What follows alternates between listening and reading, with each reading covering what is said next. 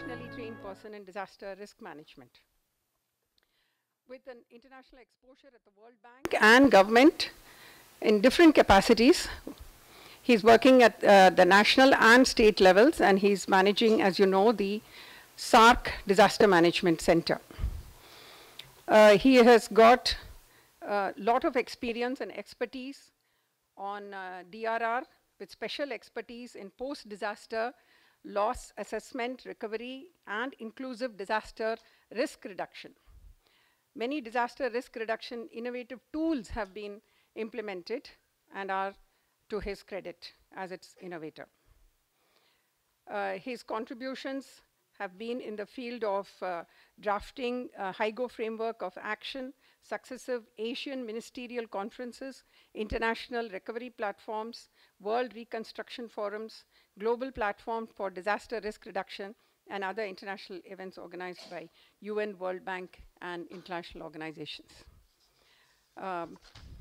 Shri Kamal Kishore ji, he has worked on disaster risk reduction and recovery issues for over 22 years at the local, national, regional, and global levels. And before he joined this is the National Disaster Management Authority, NDMA, he was in UNDP for nearly 13 years, and he has worked on many sustainable development goals. Shri Kamal Kishore ji has supported post-disaster recovery through strategic advice, needs assessment, program development, and coordination after major disasters in Bangladesh, India, Indonesia, Iran, Myanmar, Pakistan, the Philippines, and Sri Lanka. Shri Kamal Kishore ji is an architect, but he's also very much into urban planning, land, and housing development. And we are really looking forward to both our expert speakers today to give us a real insight into this very, very important issue. I welcome Professor Santosh Kumar and request him for his lecture. Thank you. Okay. Yeah. So just we wanted to see that how every day you must be seeing this. And if you see this, the urban growth pattern, and very classic picture of Himalayan areas. It's not, I'm just focusing, this is one area, but you see entire Himalayan region, whether you talk about this northeast, or you talk about Himachal, or you talk about Uttarakhand, or you move ahead towards the southeastern region. What I'm indicating that despite of the best of planning process, what we are seeing is that is a high risk area, and exposure is zone 5 as per the earthquake is concerned. So if earthquake of magnitude say 7 point something it comes, because that area is exposed to. We are not saying that area is not exposed to, that the vulnerability has been scientifically established. So the hazard, exposure to hazard is already there. If you see the Kathmandu Valley, and this is the picture which we wanted to share, that if such kind of a urban, and this is very true, if you just change the name and you find it Shimla, it's almost the similar picture. If you go to the northeast, you will find a similar kind of a picture. So the question is that when we're talking about what is the risk? And when the risk is, that risk is meaning thereby towards what?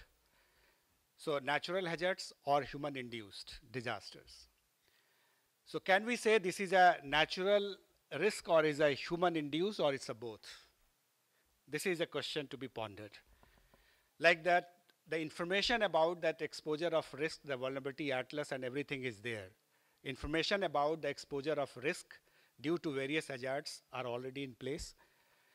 Important thing is that whether it is being used for the urban planning or urban development, with the fact that it is what I'm saying, this risk is not constant today as on date. If you see 10 years from now, this risk would multiply many-fold. One is that risk is not static, it is dynamic. So the proportionate development without acknowledgement of the fact of the exposure to different hazards, if we continue, we will see this kind of a scenario which we all remember very well what happened in Uttarakhand. First of all, obviously, as Professor's presentation highlighted, the risk in urban areas is growing. It is like since 2008, I think, for the first time, globally, more people live in the urban areas than in rural areas. We are not very far behind. We are also urbanizing very rapidly, so there's a lot of exposure and vulnerability to natural hazards in urban areas. So this is obviously an important area, and Professor highlighted a number of issues and what needs to be done.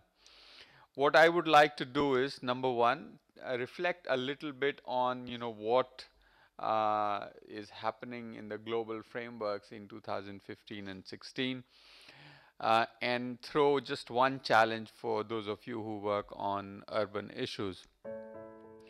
2000